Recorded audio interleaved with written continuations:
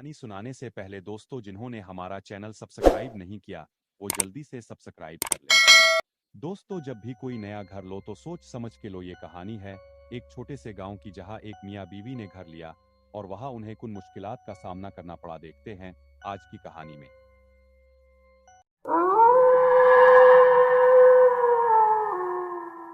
वकार और जाहिरा ने नया घर लिया। रात का वक्त था। बाहर से कुत्तों के भौंकने की आवाजें आ रही थी।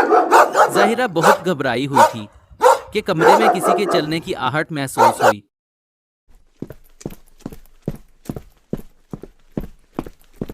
क्या तुमने ये आवाज सुनी? मुझे लगता है जैसे किसी के कदमों की आवाज आ रही हो।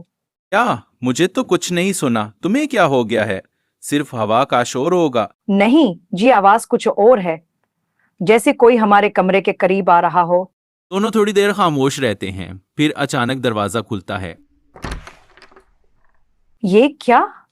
दरवाजा बगैर किसी वजह के खुल गया। मैं अभी देखता हूं, तुम यहां ठहरो।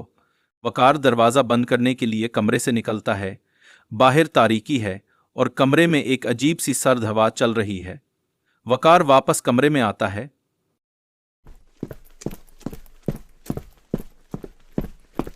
कुछ नहीं था, बस दरवाजा सही से बंद नहीं था। लेकिन वकार, मुझे अभी भी खौफ आ रहा है। मुझे लगता है कि कुछ ना कुछ तो है। उसी दौरान एक अजीब सी आवाज सुनाई देती है, जैसे कोई कमरे के अंदर आ रहा हो। इसी वक्त कमरे में अचानक लाइट जलना और बुझना शुरू हो जाती है। फिर एक खौफनाक साया कमरे के कोने में दिखाई देता है। वकार देखो, वो क्या है? वो साया कमरे के कोने में है।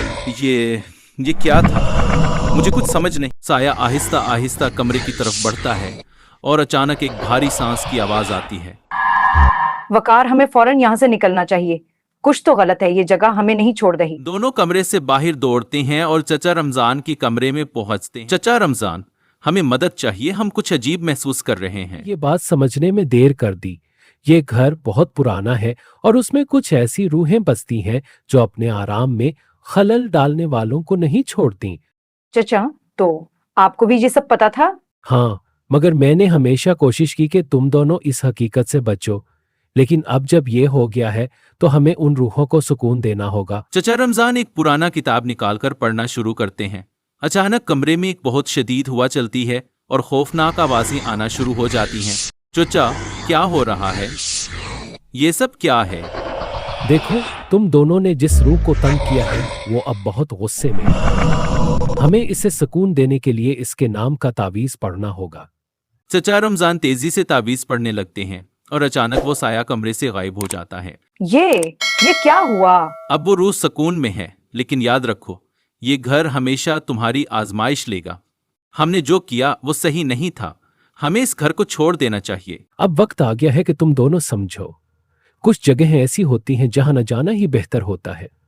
कहानी का इख्तिताम होता है और वकार और जहरा चचा रमजान के साथ इस घर से निकलकर एक नया आगाज करते हैं, जबकि वो परासरार जगह हमेशा उनके जहन में एक खौफनाक याद के तौर पर रह जाती है।